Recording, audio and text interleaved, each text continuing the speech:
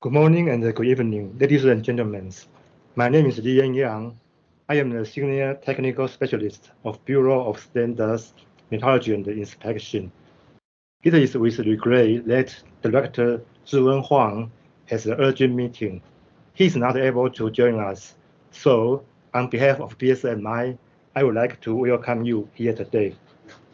In the new era of global pursuit of net zero transition, the number of business making net zero commitment is also on the rise as a new social contract for companies to face their responsibility in climate protection and resource use. A highly anticipated new report released at COP27 that outline best practice for companies commit to net zero to provide guidance for corporate to prevent greenwash and deliver actual work in decarbonization. We also see the 24/7 carbon-free energy between widely discussed in US and Europe. The 24/7 carbon-free energy compact responds to the urgent need to drive the rapid decarbonization of the global economy. It is composed of energy purchaser, energy supplier, governments, system operators, solution provider, investors, and other organizations by promoting 24/7 carbon-free energy to accelerate the green decarbonization. In Taiwan, since 2017, the National Renewable Energy Certification Center to coordinate and manage TREC insurance, verification, promotion, and related communication with corporates. Until now, the TREC insurance that has reached 2.9 million, which represented 2,900 megawatts of green electricity, supporting the strong growth of voluntary market in Taiwan. One thing special in our TREC mechanism is that we incorporate the concept of time matching in our systems. By using smart meters to record power generation and the consumption in 15 minutes interval, the transfer power volume be calculated based on the time match power generation and the consumptions, and then issue the corresponding TRECs. The power information is carefully tracked in the TREC system and disclosed on the platform for public review. In Taiwan, we are also discussing on the future of our green electricity market. 24/7 carbon-free energy is one of the directions we are purchasing, and to further support enterprise to achieve 24/7 use of renewable energies. Therefore, in the topics we highly concern, we are honored to have all the experts to share their insights and expertise in this area. Today, we are honored to have Ms. Jen Nishida, the Assistant Administrator of U.S. Environmental Protection Agency, to give us remarks. We are also happy to invite the World Resources Institute, which is responsible for the establishment of the GHG protocol, to introduce the current status of operating corporate standards for Scope 2 emission. The Electric Power Research Institute is going to share the state of 24/7 carbon-free energy recent progress and opportunities and the challenges for electrical companies engaged in 24/7 carbon-free energy. And the Midwest Renewable Energy Tracking System Organization will introduce how to improve the flexibilities of the tracking platform to drive the market towards 24/7 carbon-free energy targets. It is hoped that through the exchange of international experience, we can better understand the international renewable energy market and the different approach, and to assist countries and enterprise move towards the global of net zero transformation in the future. Lastly, I would like to convey my appreciation to speakers for your time and support, as well as cheer for organizing this event. Thank you very much for your participation and wish you all success with this webinar.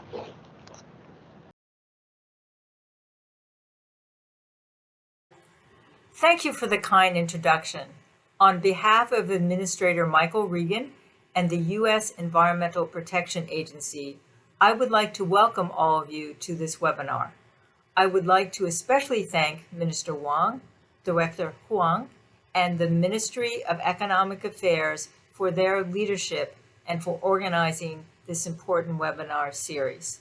This webinar series addresses one of the most urgent global crises of our time, climate change, and our collective goal to achieve net zero. Creating multiple pathways to net zero in a coordinated partnership with the private sector will help us tackle the climate crisis head on. Through the International Environmental Partnership and our collaboration on renewable energy, we are highlighting the leadership and expertise of Taiwan in the field of net zero. We applaud Taiwan's recently announced 12 key strategies of net zero and their goal of achieving carbon net zero by 2050. We also applaud the rapid and significant improvements Taiwan has made in your Taiwan Renewable Energy Certificates program. We recognize MOEA's impressive efforts, which are an example of the strong commitment Taiwan has made towards net zero. In the United States, we are also focusing on transitioning towards net zero. In July, the Biden administration announced a $20 billion clean energy financing competition that will massively expand investment in new projects to promote the clean energy transformation in the United States. As a part of the Inflation Reduction Act, USCPA will launch a $27 billion competition to catalyze public and private sector capital for projects that reduce greenhouse gases, particularly in underserved communities. At the US EPA, we recognize that as we transition to cleaner energy, we must focus on the economic and environmental revitalization of communities historically reliant on fossil fuels. This just transition in energy communities is a shared concern in the United States and in Taiwan. We look forward to continuing to partner with Taiwan on ways to achieve a just transition to clean energy. We also look forward to exploring additional areas of cooperation that could include green ports and transport, green computing, hydrogen, and other programs towards net zero. Climate change impacts everyone, and we must work together to combat it and to protect our most vulnerable communities. Working together through efforts like this, we can move towards a more sustainable future. I wish you a productive and successful webinar series. Thank you. 谢谢.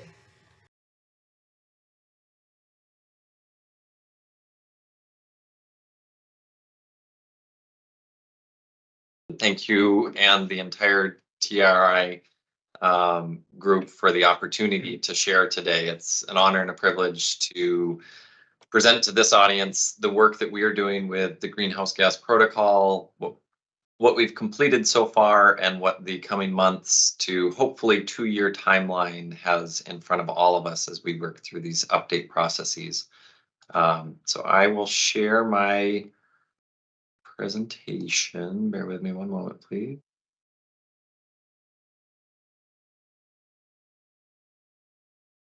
Hope that shows up, everybody. Can somebody maybe just confirm that they see the cover slide, please?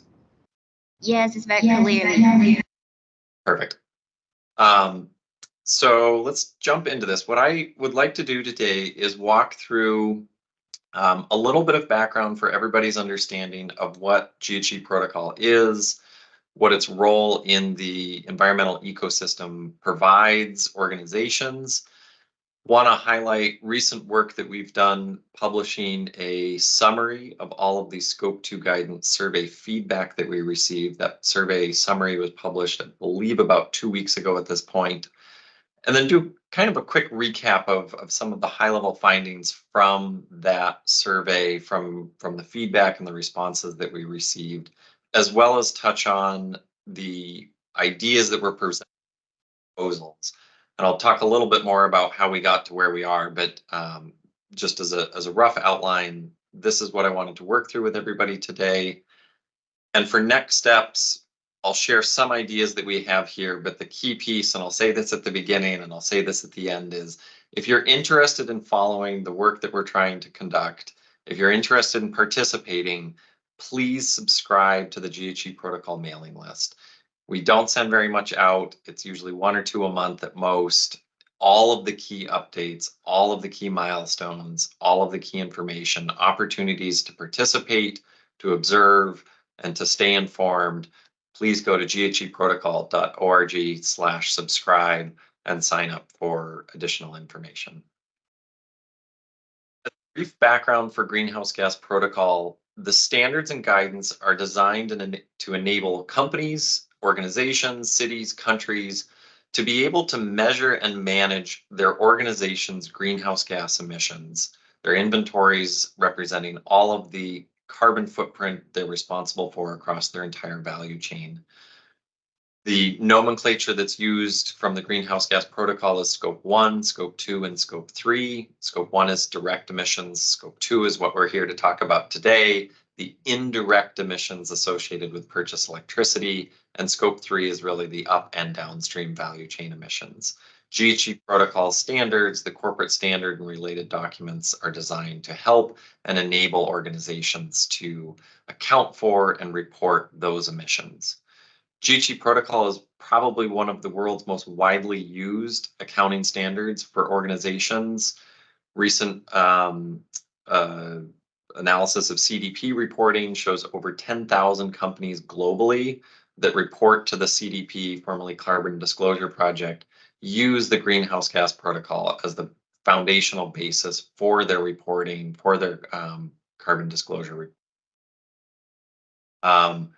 And lastly, and this last bullet point is probably one of the most important points that we can emphasize during this update process, is all of these standards have been developed through inclusive, global, multi-stakeholder processes, and we actively seek and hope for representation from businesses, from academia, from governments, from NGOs, from civil society, from all kinds and types of organizations who are interested in this, whether they are reporting organizations disclosing their own climate impacts, whether they're governments trying to use these standards to help enable and drive positive progress, or whether they're civil society, academic research institutions, et cetera, that really want to ensure that we have the integrity that is necessary to drive appropriate action.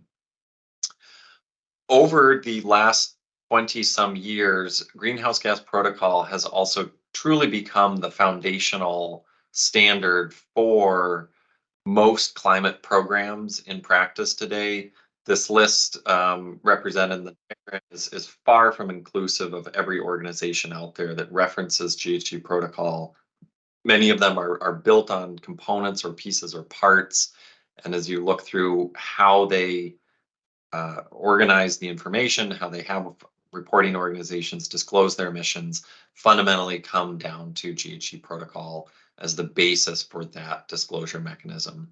In total, there's roughly 30 standards or guidance documents, calculation tools available. These were released initially in 2004. As I'll show on the next slide, there's a long timeline of new materials and new documentation being developed to meet the reporting needs of different kinds and types of organizations. At this point, we think roughly 90% of all Fortune 500 companies are using the Greenhouse Gas Protocol to calculate their emissions, and at least over 300 cities are also using it to report to CDP for their primary emission inventory methodology as of last year. So all of this to say GHG Protocol as a standard. It's provided a strong foundational basis for a wide suite of reporting and disclosure programs.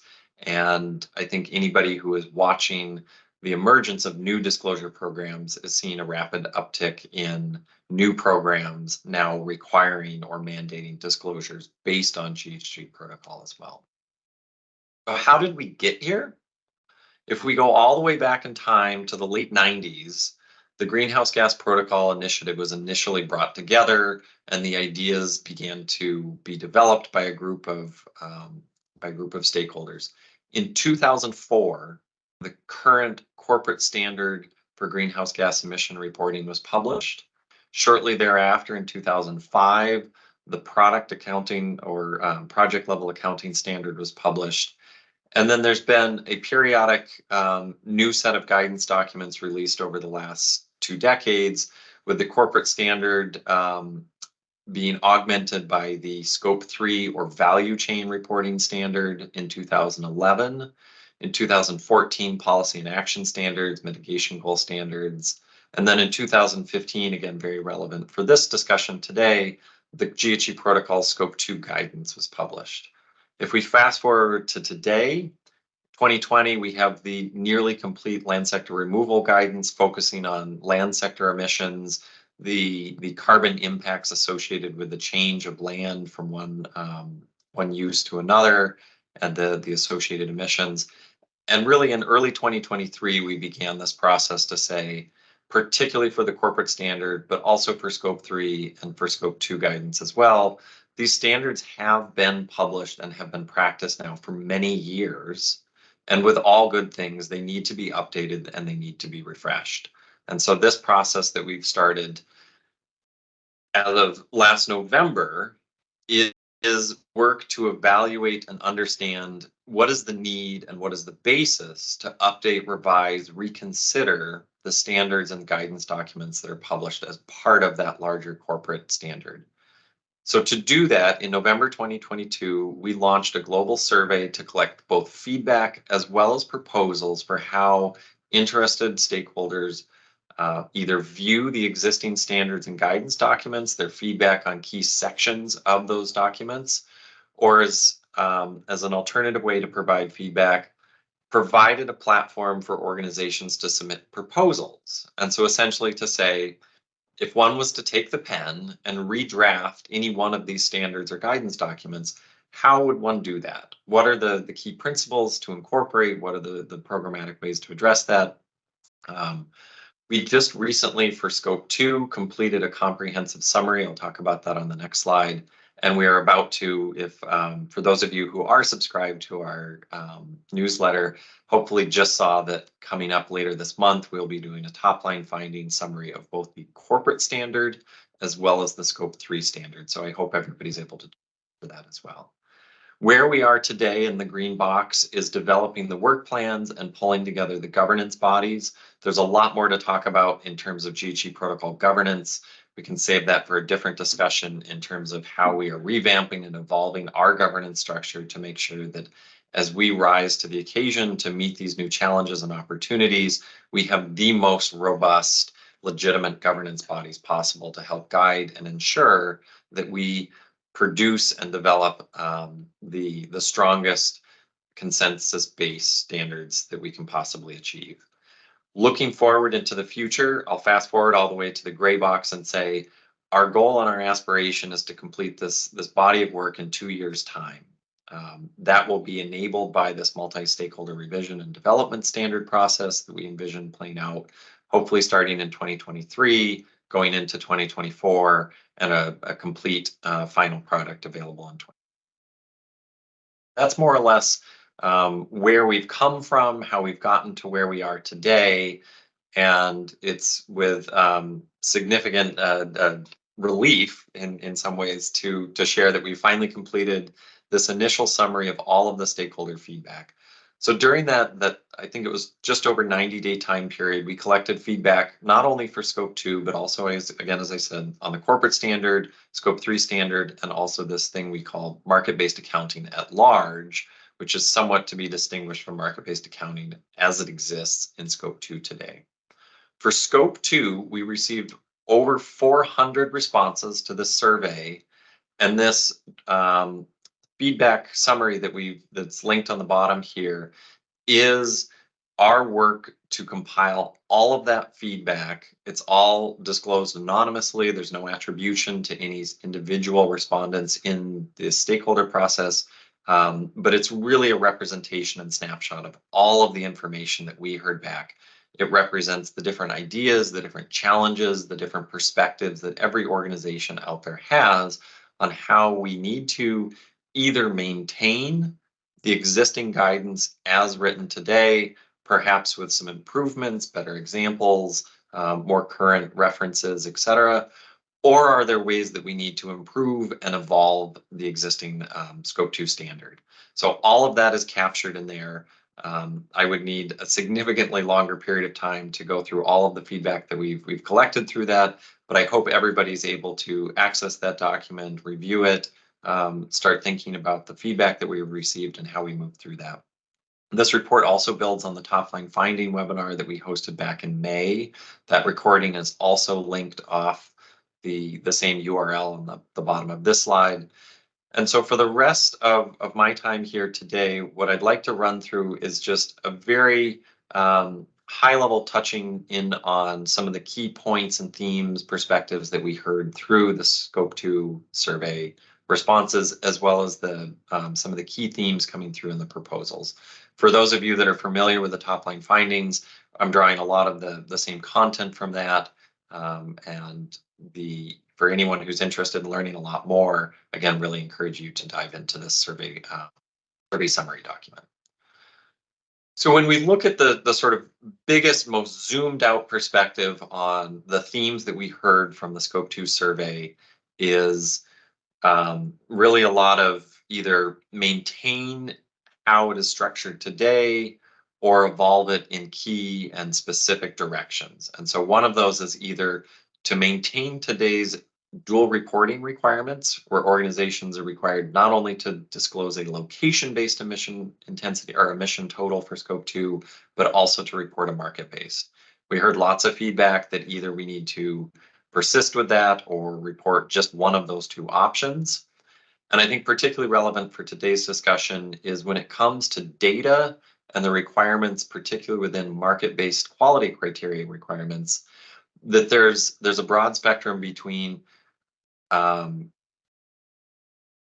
much more specific requirements, and often those specific requirements are to be very granular in the data that is reported. I'll talk a little bit more about what I mean by granular here. We also got feedback to say it is incredibly important to maintain flexibility. A lot of organizations have very different business structures, very different operational profiles, very different levels of complexity in their ability to engage and report on these things, and that we need to have a standard that accommodates all degrees of sophistication and all locations reporting across the globe. Also received significant feedback to somehow address or introduce what we are calling an impact-based reporting. This is in many ways shares a lot of similarities with what is called project-based accounting, where one is evaluating avoided emissions or displaced emissions to be distinguished from capturing the inventory of emissions or organization's value chain. We also got a handful of suggestions and comments, questions related to new technologies. Energy storage was probably one of the most prevalent technologies featured in that. Electric vehicles, which in many ways is an energy storage device, but has wheels attached, and then a handful of other technology applications. We also, and this is a really important, this last one, to make sure that to the fullest extent possible and appropriate, GHG protocol seeks to align with policy, regulatory, and other GHG voluntary disclosure programs. And I very much appreciate this. If you think from the perspective of an organization doing the reporting, having dozens of different programs that you need to manage, different inventories and different organization of information for, can be incredibly challenging, if not overwhelming. And so this is something we take very close or very seriously and close to heart to say, whatever we can do and however we're able to work with policy setting agencies, regulatory bodies, and the other voluntary GHG disclosure programs, this is a priority for us. So a little bit more information on dual reporting. I'll just touch on these very briefly to say those that wanted to maintain this dual reporting requirement highlighted that the two different calculation methodologies show and report fundamentally different things, and they are both important, and therefore both should be maintained. Of the organizations that wanted to either move towards only reporting a location-based or only reporting a market-based number, the most cited reasons for location-based was seeking to emphasize the accuracy of that method with respect to what is physically undifferentiable electricity. And what that means in simple language is when a electricity generating facility provides power to an electric grid, that flow of electricity is not traceable. There's no way to say this wind facility is delivering energy to this point, this load source, or at least to do that with any level of practical scalability. And so location-based is just the simplest method to accurately allocate that emission profile. On the other hand, we heard from market-based supporters to say, we need this as a tool to incentivize action. It's one of the only ways to track consumer choice in electricity procurement. And with the appropriate use of a residual mix, we eliminate double counting. Diving in a little bit deeper, and I think this is one of the most relevant slides for this conversation. When we look at the feedback related to evolving the GHG protocol scope 2 standards to be more granular or to move in a more broad direction for both data and quality criteria requirements. On the top here, I show the most cited reasons for increasing or creating more granular requirements, whereas the bottom row shows what we heard for rationale or justifications to keep things broad and flexible. The granularity discussion really focused in on an alignment with the physical delivery and operation of electric power systems by creating a granular system. And this could be something like whether it's 15 minutes or hourly or a more granular unit of time than annual, which is the current essentially established basis for reporting. With that more granular time-based data, the emissions of the grid at that time are more closely aligned with the load of the reporting organization. There's also a desire to increase the granularity when it comes to deliverability. And so in this sense, transmission constraints, recognizing that the physical flow of electricity is to some degree bound by certain grid distribution systems, interconnection regions, and then at a much smaller level, potentially transmission constraints or other influence that limits potentially the physical flow or deliverability of electricity. There was also a lot of feedback that this approach would reduce risk of double counting, where organizations would only be accounting for and claiming emissions associated with the electric power sector once. And a lot of feedback here related to new clean energy technologies, energy storage, demand response, which is by no means a new technology, but is a technology with high potential.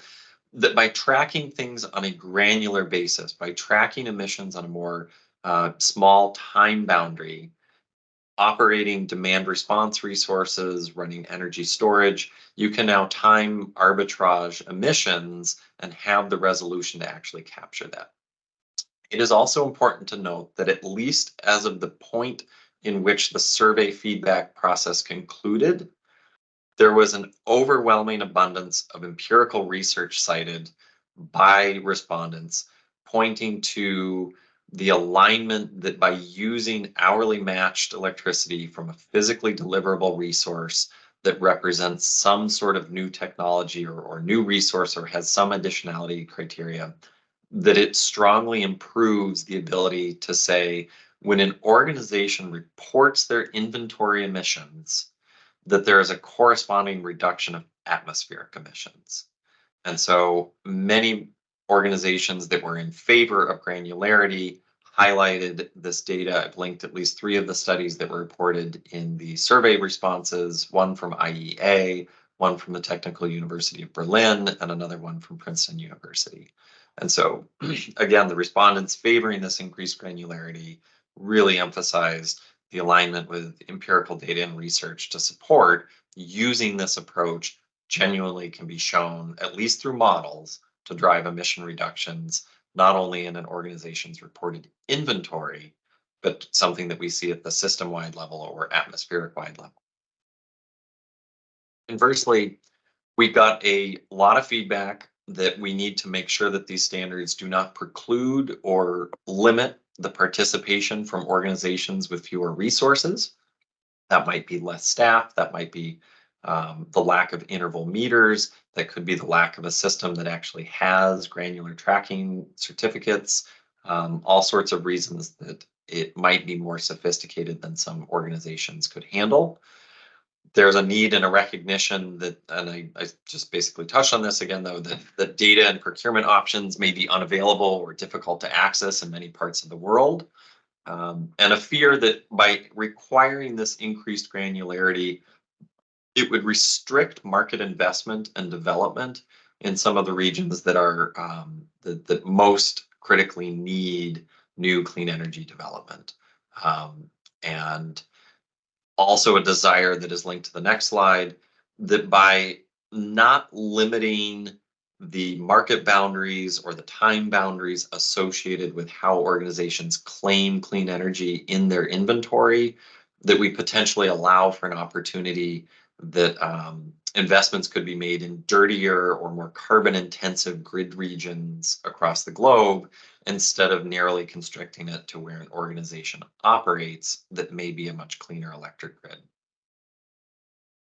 So just a little bit left here. Want to touch on another idea that was reported is this concept of emission impact reporting. I was touching on that on the last slide here, but what it represents is to say, and a party wants to make a clean energy investment, and what they want to look for is building new clean energy in some of the most carbon intensive regions of the electric power sector, so as to have a clean energy resource displace the dirtiest of generation resources.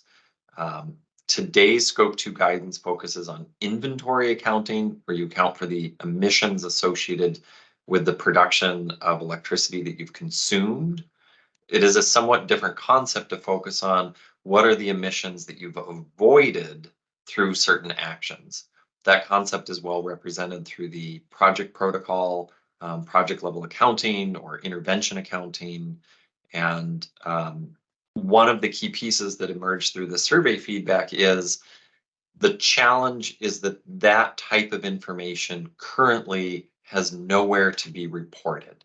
There are no major disclosure programs, there's no target or goal setting programs that recognize that type of action, that give a place to report avoided emissions in that way. And so with that framework, many parties are suggesting that we incorporate that into Scope 2 methodology. And this may be as a replacement for either location or market-based, or potentially as a third reported metric. And so you would report your inventory emissions and then also your project level avoided emissions. There are some challenges to this approach as well. Again, similar to granular reporting, which in many ways underscores this type of action, data availability can be one of the biggest challenges to accurately report avoided emissions. You also need very granular data, the time and all of the other resources that we're generating on the grid at that point in time. And then there is this question of the compatibility of using an impact-based metric with other programs such as science-based targets. And so there's open questions there. One last point from the survey feedback is this regulatory and policy alignment. Areas that were identified were climate financial reporting policies and standards, low carbon hydrogen regulations that we're seeing emerge across the globe, utility, state, or federal procurement programs, and then voluntary reporting disclosure goal setting programs. And the last content slide that I want to touch on before wrapping up is just to share an overview of the key themes that we heard. So we're turning from the survey summary to now looking at the proposal submission. And in no particular order, we have listed here some of the key themes that emerged through these proposals. And so a lot of these proposals represented various forms and flavors of granular data requirements. Some very clearly self-identified as quote 24/7. Others embodied many of the same ideas of time matching, physical deliverability, varying interest in adopting additionality requirements along with that time and location criteria. As I mentioned earlier, interest in reporting avoided emissions in different ways, whether it's in addition to or as a replacement for one of the current reported methodologies. Within market-based, we have proposals that include adding an additionality or causality criteria to ensure that any party that is claiming an emission reduction in their inventory can demonstrate that they are the responsible party for that emission reduction and not just claiming clean energy that was already built, already operating, and that the inventory reduction is far removed potentially from atmospheric emission reductions. Proposals to require all energy attribute certificates, EACs. These are also called RECs, renewable energy credits, or GOs, guarantees of origin, IRECs, many different names, but all of them, these energy attribute certificates. Proposals that they be bundled. And so if you buy the energy, you need to buy the physical or the energy attribute certificate to make the claim. And then a handful of other proposals, which I'll leave for everybody to read.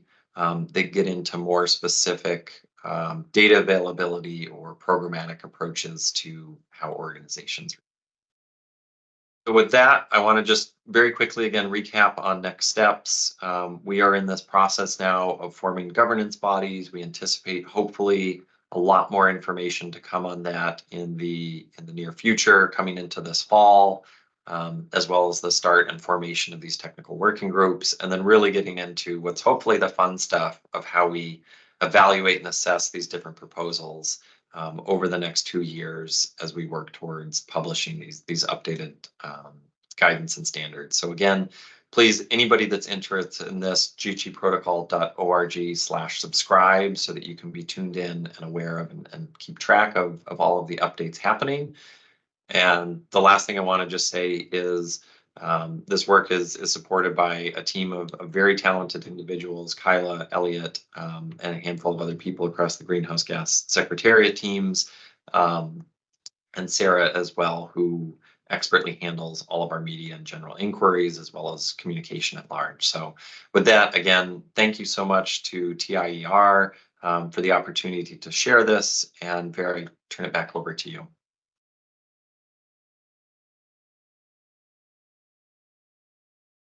Excellent. Thank you very much. I appreciate the invitation from the Taiwan Institute of Economic Research, and I'm delighted to be with all of you this morning or this evening, depending on your time zone. As Vera said, I want to talk today about opportunities and challenges, particularly for electric companies who might become engaged in 24/7 carbon-free energy. Before I do that, I'd like to say a little bit about EPRI, the organization I work for. EPRI was founded in 1972. We're 51 years old now. We're an independent, nonprofit energy research and development organization who does all of our R&D for the benefit of the public. Our mission is advancing safe, reliable, affordable, and clean energy for society through global collaboration, science and technology innovation, and applied research. We operate globally. We have literally hundreds of R&D programs at EPRI, and we do work with more than 450 electric companies around the world. And we have about 1,000 technical staff at EPRI who are available to provide expert resources to our members and to the public at large.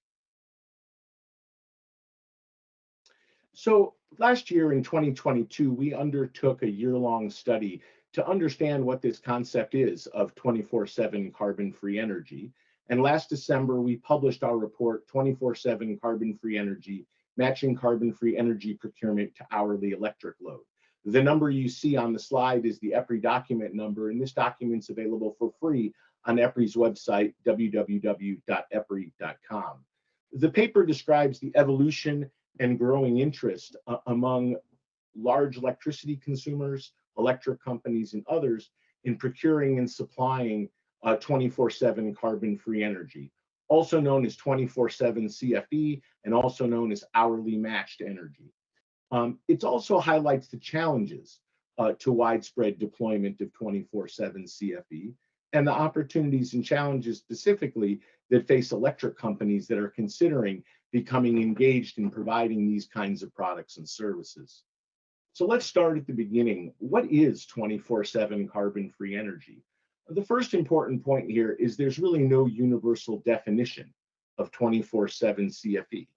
That being said, it typically includes renewables, things like wind and solar power, and other carbon-free resources such as nuclear, hydropower, geothermal, perhaps natural gas with carbon capture and storage, and others. Here in the United States, where I live, the President Biden, signed in 2021, Executive Order 14057. And that order defines two important terms in the context of the United States. It defines carbon pollution-free electricity, or CFE, and it defines what we mean by 24/7 carbon pollution-free electricity. Now, these definitions, for the moment, only apply to United States federal agencies who are procuring energy for their own use. But these are the only working definitions in any sort of federal kind of law or regulatory body that have come out in the United States. Since 2021, a few large high-tech companies like Google and Microsoft and others, Iron Mountain, JP Morgan, and others, have actually executed 24/7 carbon-free energy power supply agreements with power companies who've been willing to supply that product to them. The executive order defines specifically what these terms mean. Carbon pollution-free electricity means electrical energy produced from resources that generate no carbon emissions. And the executive order provides a pretty inclusive list of what it considers carbon pollution-free electricity. And 24/7 carbon pollution-free electricity means carbon pollution-free electricity procured to match actual electricity consumption on an hourly basis, a very important point. And the second point also is very important, and produced within the same regional grid where the energy is consumed. Among other things, this executive order requires certain things of our federal agencies here in the United States to accomplish by 2030. They have to purchase all of their energy, 100% needs to be from carbon-free energy sources, accounted for on a net annual basis by 2030, and 50% of that energy is required to be on a 24/7 hourly basis. Now, this engagement in the United States and really globally in 24/7 carbon-free energy continues to grow. First off, customers. Why do customers have an interest in this kind of topic and in this particular kind of product? Well, first off, many large companies and small companies as well are trying to achieve corporate sustainability and decarbonization goals. And you just heard Michael McRae from the Greenhouse Gas Protocol and WRI discuss WRI and the protocol's Scope 2 greenhouse gas accounting. Presently, companies that acquire renewable energy and RECs are able to use those to do market-based accounting, as Michael mentioned, under the Greenhouse Gas Protocol, and they're essentially reduce their Scope 2 reported greenhouse gas emissions. And also, companies have a strong interest in decarbonizing the power grid, and they view this as an option or an approach that might help to do that. Companies also are very interested in better matching the output of actual renewable resources to their actual 24/7 hourly load. And there's really two elements to this. One is time synchronicity, the desire to match real load with real generation on an hourly basis, such that you don't have the phenomenon where renewable energy is generated at times where it's really not being used by the particular party that is claiming market-based purchases of clean energy. And also there's a desire on the part of the companies and others to have a better geographic match, a more granular match between their load and their renewable energy supply. Also, some of the customers who are engaged in procuring 24/7 carbon-free energy in part are doing so because they want to offer the product themselves downstream to save for organizations, for example, who might lease office space in their facilities. And this is the case, for example, with Iron Mountain Corporation. Now, on the power supplier side, and I'm talking about power suppliers broadly here, such that it includes independent power providers, as well as electric utilities, municipal power companies, and others, power companies have a strong interest in meeting evolving customer needs and customers' desires. And customers have been coming to them, explaining their interest in acquiring 24/7 carbon-free energy. Companies also view this as possibility for new business development and new customer acquisition. And those companies that currently provide the federal government with energy, as well as those who anticipate providing the US federal government with energy, will need to develop programs in order to meet the objectives of the federal government of procuring 24/7 carbon-free energy resources. Here in the United States, several investor-owned utilities, IOUs is the acronym. These include Duke Energy, Entergy, Georgia Power, and Nevada Energy, those four, and a number of independent power providers, AES, Constellation, EDF Renewables. These companies are already engaged in the market in 24/7 carbon-free energy. And I would say overall, customer demand and energy supplier interest, certainly here in the United States, continues to grow. This is a good example of how that's come about. This slide really shows Google's energy journey from 2007 to 2030. It's a little bit of it's a graphic that's based on one developed by Google. We've enhanced it. Since 2007, Google has sought to achieve carbon neutrality by offsetting its emissions every year with high quality offset projects. Since 2017, though, Google has been moving towards procuring 100% renewable energy, and it's matched since 2017 global annual electricity use with wind and solar purchases. But they've even pointed out that even though they do that, their facilities are still powered in real time by carbon-intensive fuels that are being combusted in order to provide energy to their facilities during the times when they need them. Google has recently undertaken a new goal, and their goal is to be 100% 24/7 carbon-free energy powered. And they intend to match all of their operational electricity use with nearby, those are their words, on the same regional grid, carbon-free energy sources in every hour of every day across the year.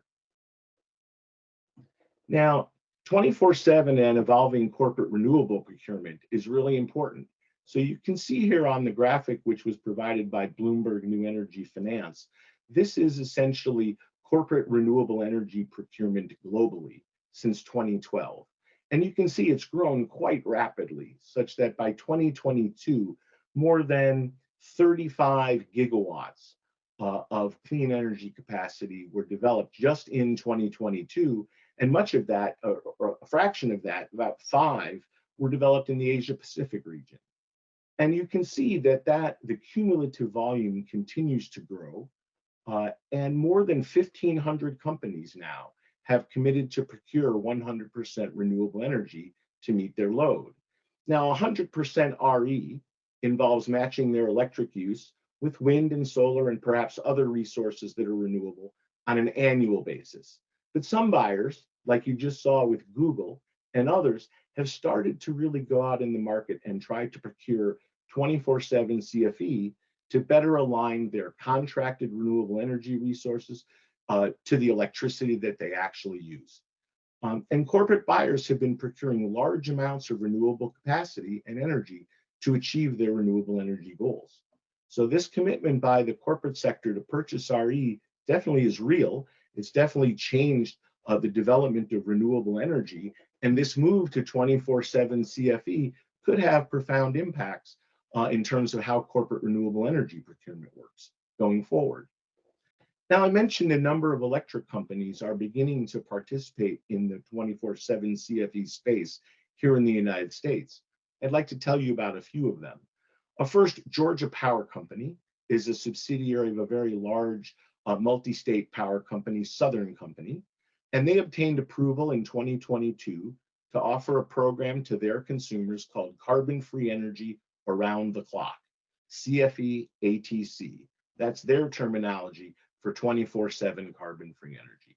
And they plan to offer a 100 megawatt block of CFE ATC to eligible commercial and industrial customers as soon as they can get this program up and running.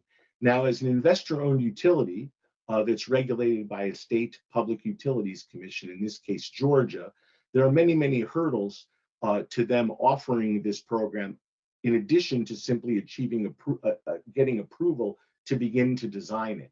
So they anticipate moving through all of those hurdles, procuring clean energy resources, signing up companies, and doing all of the regulatory work with the Georgia Public Utilities Commission, such that they can start accepting subscribers to this product in 2028. Now, Nevada Energy, another US investor-owned utility, has moved forward with Google in Nevada, and an arrangement between Google and Nevada Energy has recently been approved by the Nevada state authorities, the Nevada Public Utilities Commission. And Nevada Energy will provide a minimum of 70%, not 100% 24/7 CFE, but 70% 24/7 CFE to a Google data center that will be located here in the US near Las Vegas, Nevada. And this agreement includes 350 megawatts of solar resources and up to 280 megawatts of battery storage capacity. And interestingly, it includes a very interesting battery capacity sharing agreement. One of the concerns that has arisen in the United States when investor-owned utilities come forward potentially to develop CFE resources is the desire that if customers in those service territories, the PUCs believe the customers across the service territory ought to share in some of the benefits of these arrangements, even if they're funded by an individual entity like Google. This agreement provides a first look at some of those sharing kind of agreements. In this case, Nevada Energy retains certain rights to use battery resources that are built as part of this program during certain months in the summer in the US, during certain hours of the day when demand for power resources in Nevada is very high. And that was a suitable arrangement, and my understanding is that is going forward now with the approval of the Nevada state officials. Entergy, another large investor-owned utility here in the United States, their Arkansas subsidiary signed a memorandum of understanding last year with the US federal government to support the federal agencies in the state of Arkansas to meet the federal government's carbon-free energy goals. Entergy was the first US utility to sign such an agreement with the federal government. And it was recently followed by Xcel Energy. And Xcel signed an agreement more recently this year with the US federal government to work with the federal government to provide facilities of the federal government in Colorado with 24/7 carbon-free energy. These are places like the National Renewable Energy Lab, NREL, and the Denver Federal Center. The other thing that's happening both here in the US and globally is the service providers and tracking entities are developing and proliferating. And so what we see is enhanced development of the infrastructure, certainly the information infrastructure that will be needed to support 24/7 carbon-free energy claims. First off, you'll hear later today from Emirates, from Ben at Emirates, who's really championed the development of hourly renewable energy certificates and hourly EACs. And so there are hourly carbon-free energy attribute certificates that are available through Emirates, through the PJM GATT system, and also via Energy Tag in Europe, who's really set up this overarching standard for how these sort of hourly EACs goes, how these sort of energy attribute certificates should work, how they should be issued, tracked, and ultimately retired. There are also a number of software solutions that are being provided to consumers and producers of power to view and manage real-time carbon-free generation and consumption.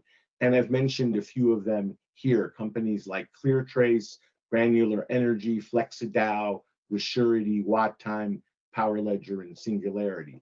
These companies all offer different kinds of services, but they're all about trying to match hourly renewable energy or carbon-free energy and customer load. Now, there are also a number of ongoing stakeholder initiatives and research activities going on around the world related to 24/7 CFE.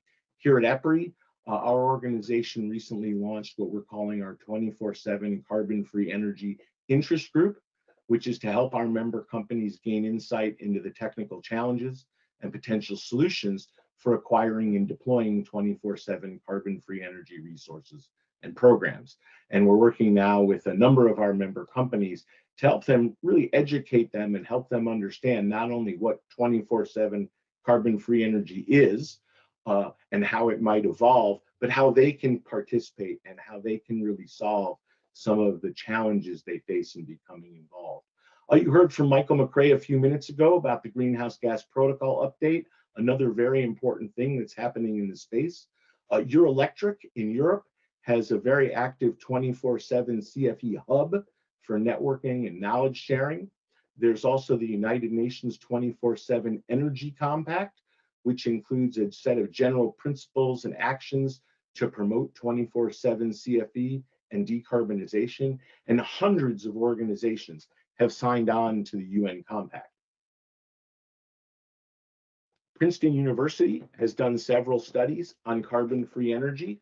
One of them, electricity system and market impacts of time-based attribute trading, and their second one, 24/7 carbon-free electricity procurement. The Regulatory Assistance Project, RAP, has a multi-stakeholder working group now going on that is designing template tariffs that potentially could be used by states around the United States as the basis for how to charge customers and how to obtain revenue for companies to develop and provide 24/7 carbon-free energy. A recent study by the Technical University of Berlin, system-level impacts of 24/7 carbon-free electricity procurement in Europe, and also WRI, the group that Michael works for, has had an ongoing series of workshops to connect and educate customers, utilities, and other stakeholders on carbon-free energy. And so you can see there's a wide range of organizations that are actively involved now in various levels and various initiatives that are going on. There are others as well that aren't listed here, including Energy Tags Works, MRET's work. There's just a whole slew of organizations involved in related research endeavors, endeavors designed to improve tracking of renewable energy certificates or hourly certificates and how they might be issued. I've just listed a few here. Let me talk a bit in the few minutes I have remaining about some of our insights. First, on the demand side, 24/7 carbon-free energy is really an evolution of corporate energy procurement that's been going on for more than a decade. And it's really focused on better matching hourly load with carbon-free energy supply. Now, to date, there have only been a few active corporate buyers of 24/7 CFE, mostly data center and IT-related companies, but other types of large electricity users appear to be interested and are considering now if they should be involved in this or how they should be involved in this. So there's a bit of a wait and see about how things develop going on, but there's clearly a lot of interest in how this space will evolve and how both consumers and companies might participate. At least here in the US, the United States government is expected to be a very large buyer of 24/7 CFE, certainly in the near term, as it moves forward to implement President Biden's executive order. From the power supplier's perspective, I'd like to share a few insights as well. First off, the definition of carbon-free energy. There's no widely accepted definition of what this is, and there's no standardized hourly CFE power supply agreements that yet exist. Different buyers have different views about what qualifies. Some might want new resources. Some are willing to accept existing resources. And most power supply agreements today are really custom-made bespoke agreements. So they take a good bit of effort and a pretty long amount of time for both the customer engagement and the power provider to develop a product that meets the customer's need, and each one is custom.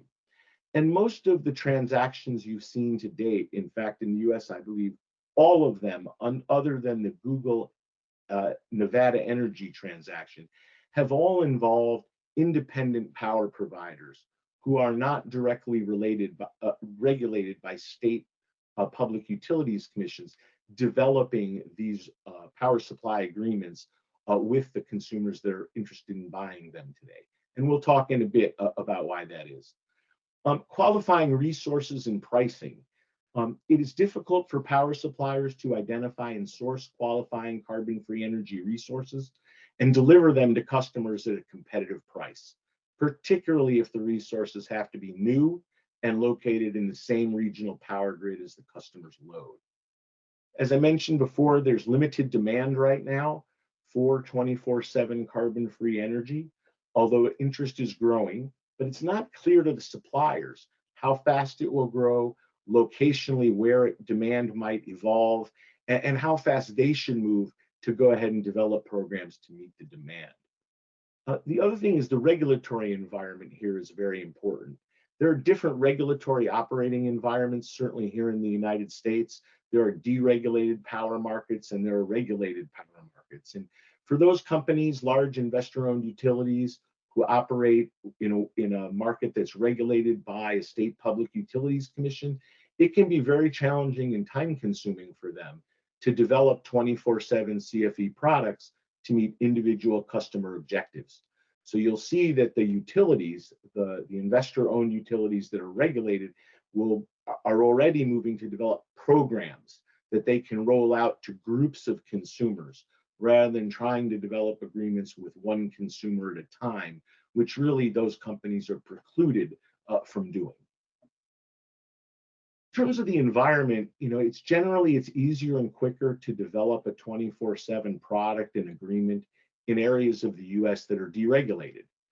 In these areas, a purchaser like Google can get together with an independent power supplier and relatively quickly develop an agreement, if both parties agree to the terms, that will meet the consumer's need for 24/7 CFE. And those agreements will determine how it's tracked, how it's monitored, how it's verified. These are all private arrangements. And so the independent power providers, the IPPs, they can generally more quickly develop these kinds of customized power products for corporate buyers in these deregulated markets. But new power generation resource procurement, customer tariffs, and clean energy programs require much lengthier approval processes in the regulated markets. And much of the United States and consumers in the United States are covered in territories that are supplied electricity by regulated US power companies. And even though that's the case, some regulated utilities in the US, and you saw that earlier, are now moving very quickly to offer 24/7 CFE. And I'm certainly aware that others are considering future product offerings. They simply have not come forward publicly yet to announce their plans or to file programs with their state PUC. They're still working out the details, and I suspect several of them will come forward in the coming soon. I'll leave it at that. And then there's some challenges that I really think are important to mention with regards to 24/7 CFE sort of being deployed widely. First, again, is what really qualifies as 24/7 CFE resources?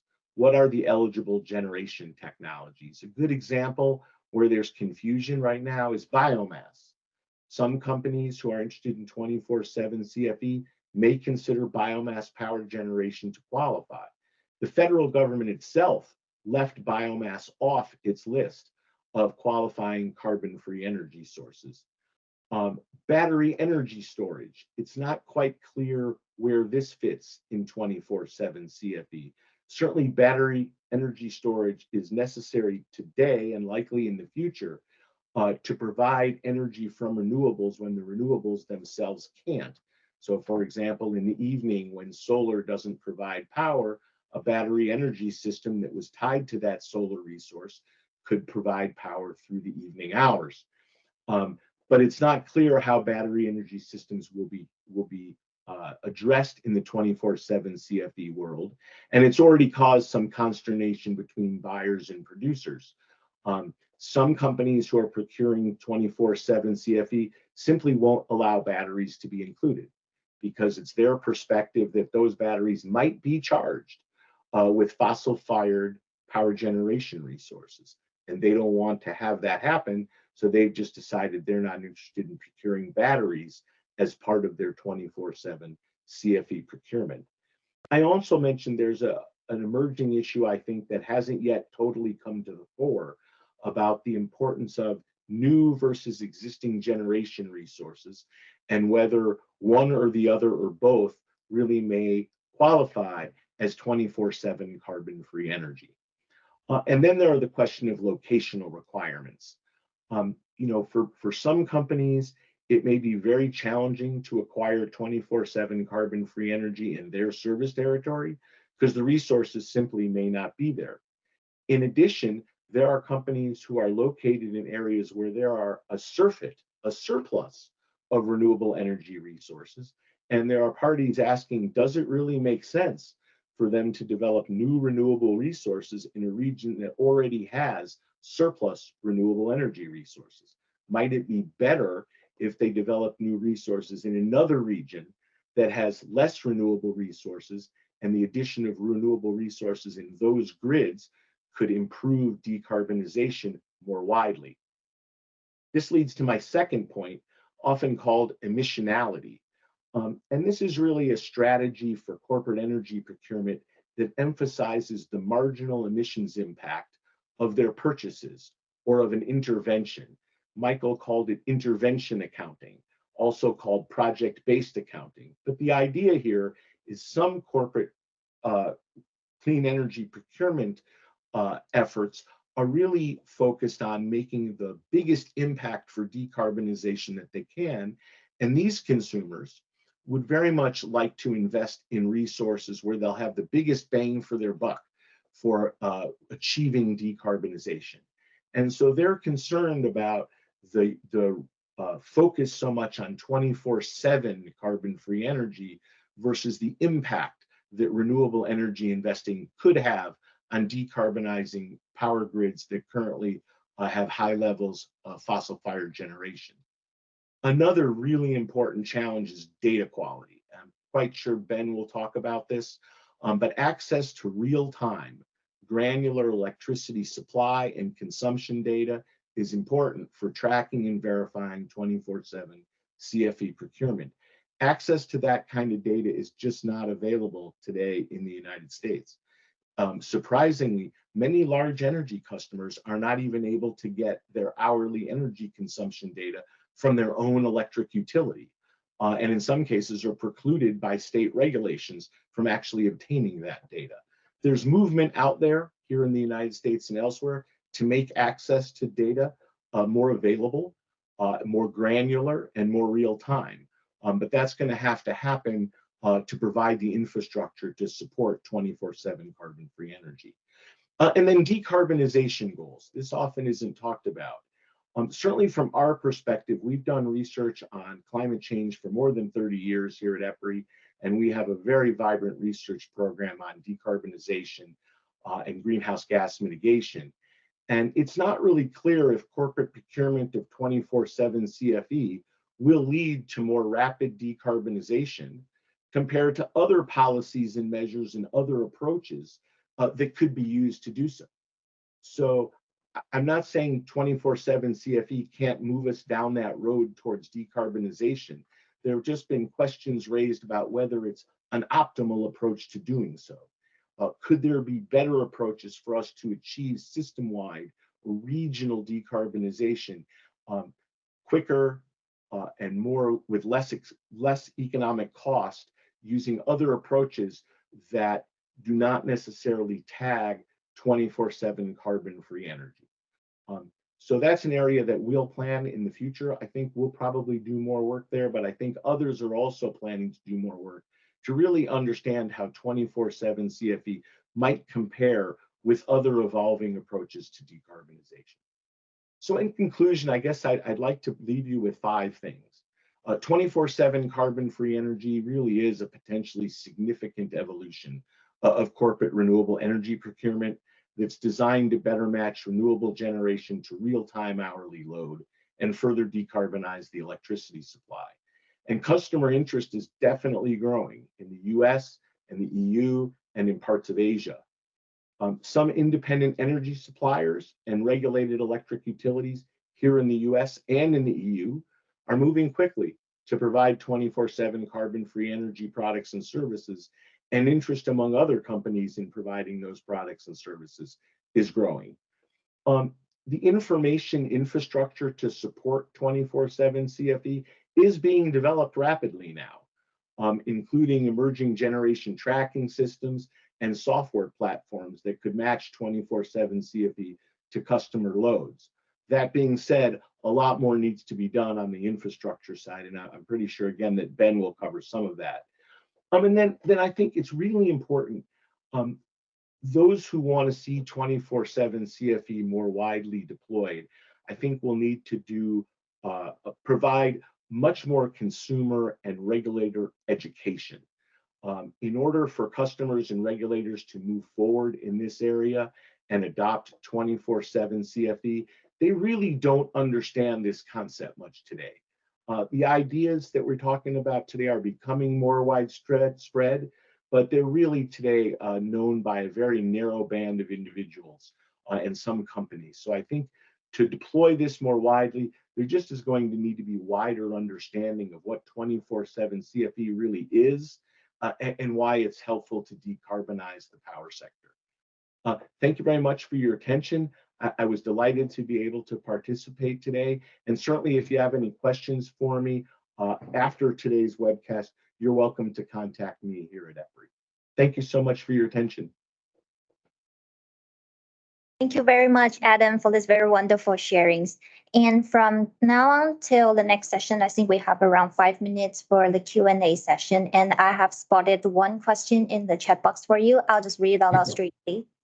The question is from Mr. Wong. I'm curious about the mechanisms means to provide 24/7 CFE to downstream customers on slides page 5. Can you provide some examples or explanations? Thank you. Sure. My understanding from a public presentation that was done by Iron Mountain. Iron Mountain is a data firm, most known in the old world for basically warehousing file boxes, being a storage company for companies' business files. But in recent years, they've transformed and they're a very, very large data center provider. So they have data centers all over the world, and they rent space in these data centers to smaller companies, both computer server time, but actual office space. So they have large facilities where startup and small companies may actually have offices as well as their computer systems located on site. And Iron Mountain's idea is not only do they have an interest in procuring and using 24/7 carbon-free energy themselves, but they're also interested in providing 24/7 carbon-free energy downstream to the entities who lease space, office space, and server rack space from them in their business. They think that doing so will allow them to get greater market share. It will differentiate them from their competitors, and they believe very strongly in the sustainability aspects of 24/7 carbon-free energy. The question does bring up another point I should mention. Today, those large energy consumers, commercial and industrial consumers who are engaging in buying 24/7 carbon-free energy seem to have adopted one of two approaches. Some companies want to purchase a turnkey product. They want to go to their electric utility or an independent power supplier and say, I want 24/7 carbon-free energy. Please put it together for me and sell me a turnkey product where I can pay for it and get 24/7 carbon-free energy 100% of the time. Other companies, particularly those that are very sophisticated and have the staff and resources to essentially have their own energy procurement and energy trading operations, and Iron Mountain is one of these, actually might choose to buy tranches of renewable energy, energy storage, and other resources with individual power contracts and put together their own 24/7 CFE product to deliver downstream to those who lease space from them. So there's sort of two versions out here: buy a turnkey product or buy a single set of products and put them together as your own 24/7 carbon-free energy supply. Okay, thank you very much for the answer for the first question. And we also have a second question in our chat box, and I'll just read it. It's from Ling Xiao. So she's asking, how does the hourly CFE attribute certificate market work? And do companies need to calculate their energy consumption every hour and buy the X every day? Thank you. I'm going to pass that question because I'm pretty sure Ben's going to talk a lot about that. So I don't want to steal Ben's thunder. So I'm going to leave that one for Ben. I hope that's okay with both Ben and the person who asked the question. Yeah, okay, no problem. So thanks for that. I appreciate it. All right. So we have another question. What do you think is the opportunities of this 24/7 CFE for more small scale customers? For smaller scale customers, is that what you said? Yes, smaller scale customers. You know, I think that there are some unique challenges there. Certainly smaller scale customers do not have the resources and expertise to go negotiate directly with an independent power provider to develop a contract. I think one of the mechanisms that likely will be used to provide those smaller entities will be these investor-owned utility programs. Today, a number of electric companies in the United States offer small customers green energy purchasing programs. For example, I myself, as a residential electricity customer, can buy 100% green power through my local electric utility. And I think in the future, just like Southern Company or Georgia Power, as you saw on the slide, they're beginning to put together a program where they'll be offer subscriptions in blocks. So smaller companies would be able to sign up to essentially buy a 24/7 CFE power product from their local utility. Okay, thank you very much, Adam, for these answers.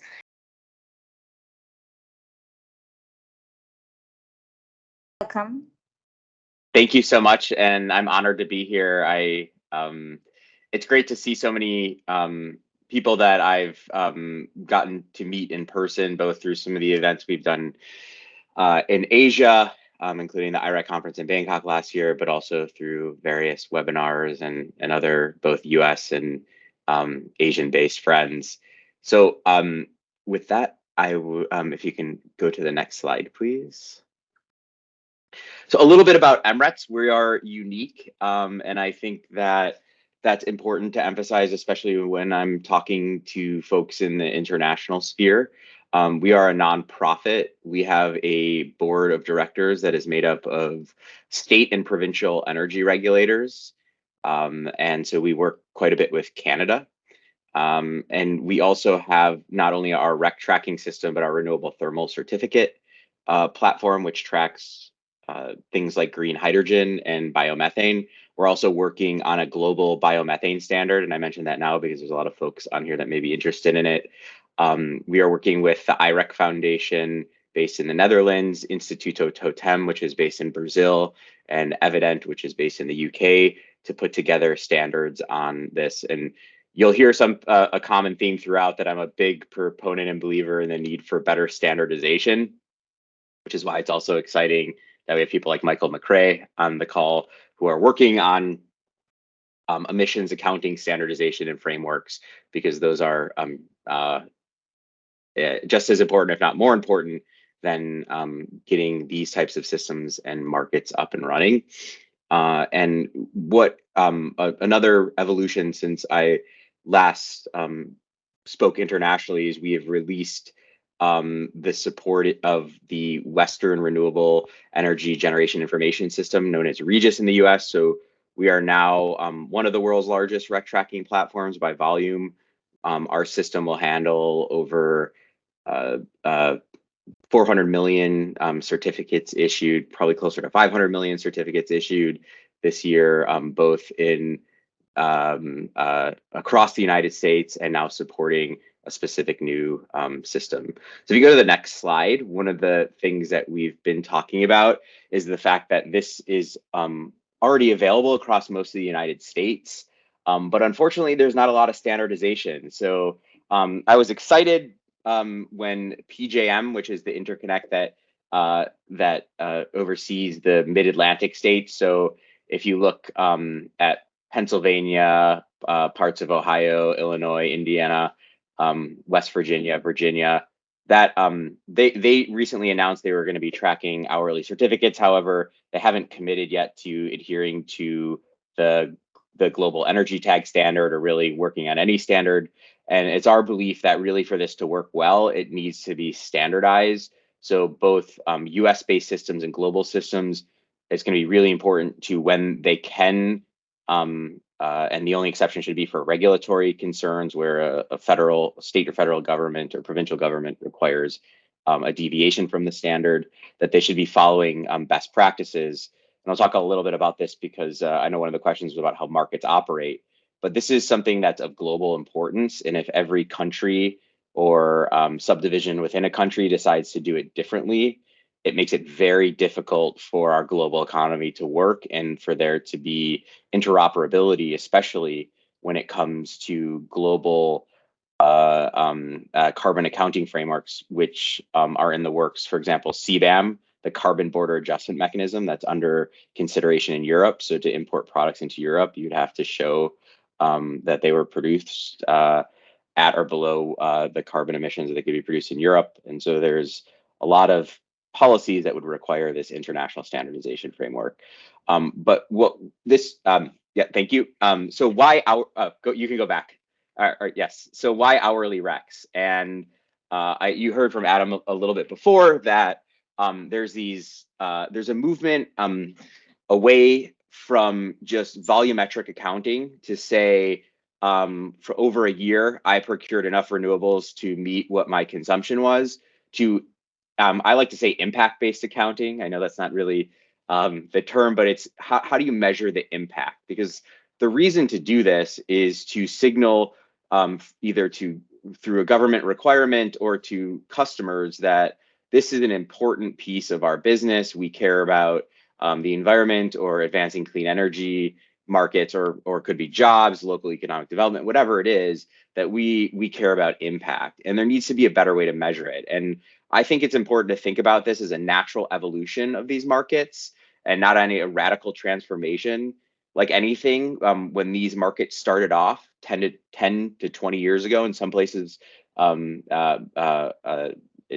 in the last few years, we've had a massive data evolution and revolution. And so the ability to move data across systems has increased significantly, and these markets should, and I think it's really critical that they do, evolve to meet those modern demands. But that doesn't mean that everyone's going to do this right away. It's a very different process for a large data center, which is able to fluctuate load, both in their own facilities, but also in facilities across different geographies. So if Google I'm using Google as an example, I'm not talking for them, but maybe I'll just use company X has data centers around the world. If they need to process heavy data loads, they can move that to wherever there's significant renewable generation. It's a lot harder to do that when you're manufacturing widgets. You can't just keep starting and stopping different production facilities. Or another example we use is that it's one thing to have 4 major data centers in the United States or in one geographic area. It's another thing to have 1,500 stores that all are in different, experiencing different weather patterns. So it could be very cold in one part of the country, very hot in another. And to be able to match that with renewables is not as easy as one single geographic area. And so those are all important points to say that this needs to be an evolution. And even Google, their goal is a 2030 goal to be 100% hourly renewable. Now, I have a good feeling that they're probably going to meet that goal ahead of time, as they've done a lot of their goals. But I think it's, you know, it's important to just emphasize that this is not an immediate thing. And with that evolution, it's really important to get ahead of this. So it's exciting to see more and more systems take this up. And one of the reasons why we made this announcement very early on in 2021 that we completed the first hourly transaction with Google wasn't just because we wanted to be the first. It was to send a signal to the market that this can be done. At the time, we were a small nonprofit. We have over 20 employees now, but at the time there was only 4 employees, and then we had 3 full-time contract software developers. And so we wanted to make the statement that this was not a technical issue. It was really about getting the data. And one of the keys to getting better data is standardization. So the ability to procure data, both from the generators, from the grid operators, is a really critical missing piece. And then more importantly is to validate that data.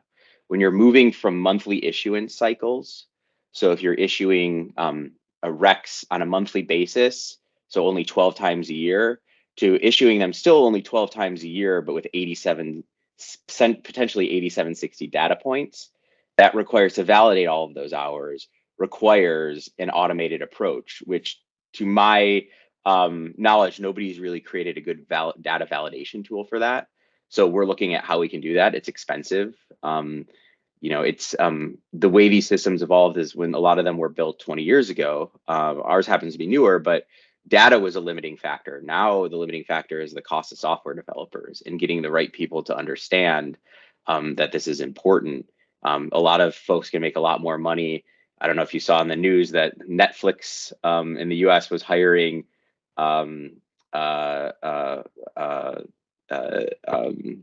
machine learning engineers for $900,000 a year.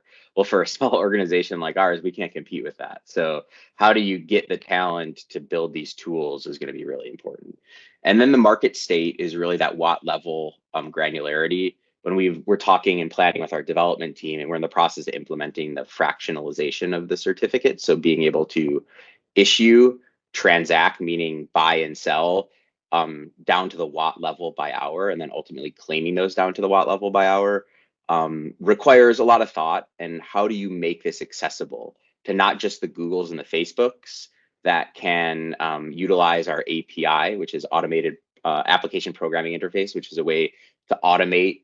So we have an open API, meaning everything you can do in the front end of our system or in the user interface, you can also automate if you have the development talent to do it or hire someone to do it. A lot of this is going to require automation to make it accessible. And so how do you ensure that it's not just part of the market? Because to be honest, it doesn't work if it's just the biggest customers and the biggest producers. You have to have small producers. You have to have a robust ecosystem of transactions, so a spot market and things like that, where you can post a need for specific hours and you can sell specific hours and make it easy to find what you need. All that is going to require a market to evolve around it, and that's why we think it's really critical that the environmental attribute systems, the REC system, geo systems, are going to really need to significantly upgrade their infrastructure. And it's a lot of crazy things. Like I was on a call with a pricing consultant today, and I never thought I'd be talking to a pricing consultant to talk about how do we structure our API fees so that we make sure that we can recover the costs of the significant increase in demand for the use of our API and the processing power that goes along with it. All of those are things that are increasing the sophistication of these markets. If you go to the next slide, please. And by the way, if anyone has questions, if you want to jump in, I'm totally fine with that. I'll look and see if there are more questions. I will get to the market question, I promise. If not, you'll have to remind me. So what is the reason behind this? I think we always jump to this is a really cool, shiny new thing to do, but what is the real reason? And I think there's a variety of them. And we heard from some of the other speakers that emissionality is a important idea. Unfortunately, there's this for lack of a better term, there's been a lot of butting of the heads or disagreements among the evolving emissionality crowd, so those focused on emissions reductions in the 24/7 CFE crowd. I think they're starting to come to terms in understanding that regardless of what you want to do with the hourly data, the fact is we don't even have great hourly data globally. And so it's really critical that we increase the sophistication of our data tools, so both from the generation level and the consumption level, so that we can ensure that we're doing this the right way. But on top of that, there are, I think, a few big reasons to do that. And that's one of those is more efficient market signals. So is research to show, and this is something that a UC Davis researcher, Greg Miller, found, is that, but the mismatch between demand and consumption for renewables can cause price destabilizing swings. So ensuring that there's both the spot market prices for the physical electricity is there, but also the prices for the environmental attributes are really critical. One thing that I think is overlooked is that how do we place renewables in areas where they can be delivered at times they're demanded? So whether that's addressing congestion issues where there's problems on the grid, where there's so you're not able to move the power to where it's needed, is really important. But also ensuring that you're locating facilities in areas where there's high renewable demand. We don't tend to do that, and I think that's an important piece of a better or a future-oriented grid. Also, storage markets. Adam mentioned earlier that there needs to be a process to ensure that when you're charging your battery, that there are lower. So if you view, sorry, I should step back for a second. If you think that the reason to incentivize more energy storage is to decarbonize the grid, which it often is a big piece of the support behind battery storage, as well as resiliency and things like that, you want to also make sure that you are charging batteries when carbon intensity is higher and discharging them when they're lower. And how do we do that? That's on an hourly matching time frame. And Energy Tag, which in full disclosure, I'm on the advisory council for and have been heavily involved in, is working on standards. In fact, there's a meeting tomorrow morning at I believe 9 a.m. to start talking about more about storage. So if you want to join, you can reach out to me and I can get you involved in Energy Tag to talk about the data issues around this. They're all solvable problems, though. That's the great thing, is that things like standardization, we just need to all get into a room, whether it's a virtual room or a real room, and agree on these things and get real experts there. And then the last piece is that emissionality of the better measurement. So utilizing these tools to have understanding what the emissions impact of these decisions. And I think there's a difference between understanding the estimated emissions impact and making legal claims, which is something that someone like Michael is talking about with WRI and Scope 2. I still view that as you might make investment decisions based on estimated impact without making legal claims on them. So there is a difference, but hopefully as we see the process work through at WRI, we'll see where that goes and how these claims can be made. The next slide, please. So this is a sample from our system. So it's fake data, but it shows you, these are real screenshots. So our system does do this. But you can see here that this is what some screenshots of hourly data. So this would be our hourly data over a whole month. One of the standards that when we started, we really pushed for, and glad to see it was adopted by Energy Tag, is storing the data in UTC. So it's really important that when you're talking about hourly data, you may be talking about generation information that is different from where the person viewing that information both is located or wants to claim it. So there are multiple grid operators that cover more than one time zone. So for example, MISO, who we obtain hourly data from, records all of their generation information in Eastern prevailing time, even though a decent proportion of their generators are located in other time zones and mostly in the central time zone. So it's important that we take that data, store it in UTC, and it can be viewed. So you can see here it's stored in UTC. And then you can see at this bottom picture is this data displayed in Central Standard Time. If you can go to the next slide. So we display this data, and I use this to not just show off our system, but if you think about this, this is just part of 1 month. So if you look at it, this is just from March 1st, 2020 to March 14th, 2020, and only shows up to 8 a.m. So you can already see that there's a lot of data here. So if I took a screenshot and included everything from that month, which would be very hard to see, that's why I didn't do it, you can see that if you're going to be selecting recs from different hours, that's a lot of extra manual work, and it can lead to a lot of problems. So we do need to work on ways to standardize solutions to select hours and portions of hours that that consumers want to either sell to transfer to another party or to claim and retire. And so, and why is this important? Well, different hours may be worth significantly different values. And so you're not going to want to just retire everything. You may want to sell your more valuable hours if you don't need them. And so creating solutions that are accessible is really critical. And if you can go to the next slide, please. This is what our retirement receipt looks like. So again, kind of showing, oh, it looks like the sharing stopped, but that's okay. That slide, I always believe that like you got to go forward even if the technology fails. So what the receipt shows is all the data that's obtained is available on a certificate. So it, you know, in that will vary by jurisdiction. So if you're in Taiwan, if you are in Hong Kong or in a different in Bangkok or in Thailand, sorry. All, you know, there may be different requirements for the data to be shown, and that's okay, and the systems can accommodate that. This is just an example.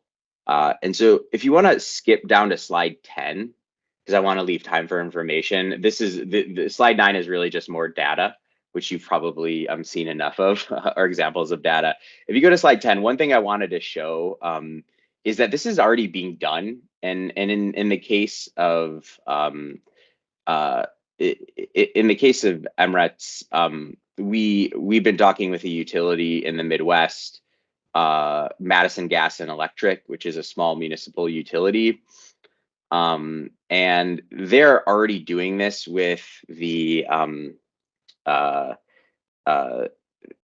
with one of their customers, Dane County, where Dane County, Madison MG&E, as we call them, MG&E built a solar array that is connected or feeding into 7 different Madison Gas and Electric meters. And so when their consumption is being matched by production, they get credit for all that. And if they're overproducing or they're not consuming at that certain time, they get a bill credit for that. And so they are already in some sense engaged in a 24/7 CFE type billing situation. So I know there were some questions of how does this happen to the consumer? There is software, and even from smaller utilities, and this is all public, so I'm happy to connect anyone on this call with the MG&E folks who are willing to talk about it. There are already solutions that can help both with billing and matching production and consumption from certain meters. So this is, again, not a technology problem. It's about getting the right people in the right place and talking about how to achieve these objectives and matching hourly production and consumption. And, you know, Adam mentioned the data quality, and I would say that that's a huge concern of mine, because I'm someone that really believes in you don't let the perfect be the enemy of the good. And so we shouldn't just wait to do this until we have the best data available. But I think as we upgrade these systems, it's really critical that we think also about increasing the validity of the data that we're making these decisions utilizing. And so that requires better validation tools, that requires just better data collection tools. And due to the lack of standardization that I've seen at a global nature, I mean, maybe it's different, and I'd be interested to hear that. We really need to, as we digitalize our energy infrastructure, take note of the importance of standardization. So I know there was a question from Lynn, how does the hourly CFE attribute market work? So right now it's nascent. So I believe in being honest too, that there aren't a whole lot of transactions happening. And the way that rec markets, at least in the United States, are mostly, and I believe in the world, are still very over the counter, meaning it's a buyer and a seller finding each other. There's not very many heavily utilized spot markets globally. So a lot of these transactions are just done between buyers and sellers. Up until a few years ago in the United States, they used to just be done over an instant messaging system. Until the provider of that instant messaging system, which happened to be AOL Instant Messenger, stopped supporting it. And while a lot of people laugh at that, billions of dollars of oil transactions happened over Yahoo Messenger up until a few years ago too. So it's not really that ridiculous that this was happening, but it's also a very opaque market. There's not a lot of data available, and that's also on a global issue. So we're hoping that there's an increasing amount of information that will become available both on pricing and, however, it's also, I believe that it's not really the registries. The registry shouldn't be producing pricing data. That shouldn't be our role. But we also should be making sure that we do things to stimulate the growth of transparency in these markets and better pricing information. And you asked about consumption every hour. So I would say that is one thing that I think gets lost in the language that we use. A lot of people use the word real time, and I would say that's always the wrong terminology to use. This isn't going to be something that's done every day. All rec markets and geo markets are still ex post, meaning that you're issuing the certificates oftentimes quite a bit after the end of the month. In some cases as soon as 7 to 14 days, but in a lot of cases, we don't even get hourly data until 55 days after the close of the last day of the month. So this isn't something that needs to be done every day. Now, that doesn't mean that regulators or legislators or the market could demand that it be done every day, but I think that would increase the complexity of the market for very little benefit. And so allowing time in between the claims, the production and consumption data and the claims. Right now, I just don't think it would be possible. We don't have access to this data quick enough to make it, even every day. So I would think that it's going to be done most likely at the quickest monthly, and then oftentimes the claims will still be done still be done annually, but they'll have to be matched at an hourly level.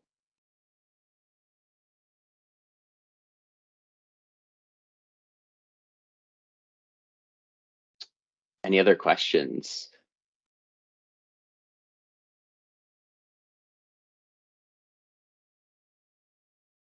All right. So Ben, are we finished here? Yeah, so I'm finished with the slides, but I know, Lynn, I hope that answered your question. If not, I'm happy to entertain follow-ups or any other questions that come from the audience. Yeah. Okay. Thank you very much for this presentation sharing. So as for the questions in the chat box, they'll be answered. And we still have like 2 more questions here, and we would like to hear your comments and answer on this one. So the first question is, what are the opportunities and challenge for bundled and unbundled RECs when access to this 24/7 carbon-free energy is achieved? Yeah, so thank you for that question. And I think that, I always hesitate when I'm a big believer that there really shouldn't be a difference between bundled, unbundled RECs. However, I think with the advancements in hourly, I hope that we move away from the need to distinguish between bundled and unbundled products, and really focus on both the potential delivery of the electrons in a 24/7 manner, as well as the matching. So I think that can take the place of the debate between what is better, bundled versus unbundled certificates. But I think there are huge opportunities, and there are big opportunities both from the producers who will have potential new revenue streams. So when you have generators that produce at times where there's high renewable demand, but very little production, you're going to be able to demand higher prices for the environmental attributes in those hours. On the flip side, there are going to be some generators that may see less revenue because there's an abundance of renewable generation at those hours. But that, I think, is really the impetus and the supporting reasons behind this, which is to ensure that there's significant supply or enough supply when there's actual demand. And we see that this has been a problem in various markets throughout the world. And I can speak to places like the upper Midwest, where I live in Minnesota, but also in California, where California have a lot of solar, and you have what we call the duck curve, where you end up having to pay to produce energy, and it creates negative pricing. And the same thing where you have too much wind energy. So I think that there's a really nice that this actually helps to better stimulate or correlate supply with demand, so that as facilities are planned, they can ensure that they're producing at the right time. All right. Thank you very much for this very thorough answers. And we have spotted another questions in the chat box. It says, could you explain the difference between the two situations in the last slides page? Yes. So in this scenario, and of course I close my cheat sheet, which are my notes, but I'm going to go off my my memory here. So in this case, you have a 15-minute interval where the array produces 250 kilowatt hours, which is what it says there, and 200 kilowatt hours are used. So what happens is that all of the meters are matched with renewables generated on site at a 15-minute basis. And then there's a credit, a bill credit, that's given by the utility for the excess. So you have over all the different meters. So you have, in this case, 7 different meters for this. This is a real example, by the way. Then you have to credit a total of 50 kilowatt hours back in that 15-minute interval. That can be used when there's a deficit. And then in scenario 2, you have the situation where there's actually more consumption by the customer than production. And so the solar only is able to meet 75% of each meter's usage. They then buy electricity at a market rate from the utility to meet the 25% needed to make them whole for what they actually consumed. And they can pull from their credited usage, or they can buy renewables at a market rate if they want to be 100% renewable. The difference between this tariff, the MG&E tariff, and like a 24/7 CFE is it's not totally 100% CFE on an hourly basis, because if you're pulling from your bill credits, but they can match it. And that's the idea, is that there's billing mechanisms already set up to help specific generators match to meters within a utility context. Now, this is one example. It's a smaller utility, so you can say that's good, or that's more or less applicable to your own situation. But in the end, the tools in the utility sphere are available to do this. And I think it's a good example of how you could set up a tariff. By the way, this tariff is all public, and MG&E and this customer, Dane County, have given me permission to share this. I actually have a presentation where they go through multiple different examples of how matches were happened. I can share it with you. And I know my email is available. So by the way, all these slides are public. You can share them. And I'm also happy to send over some of these presentations. I've shared them with people like Adam before on an energy tag to demonstrate the ability to do this.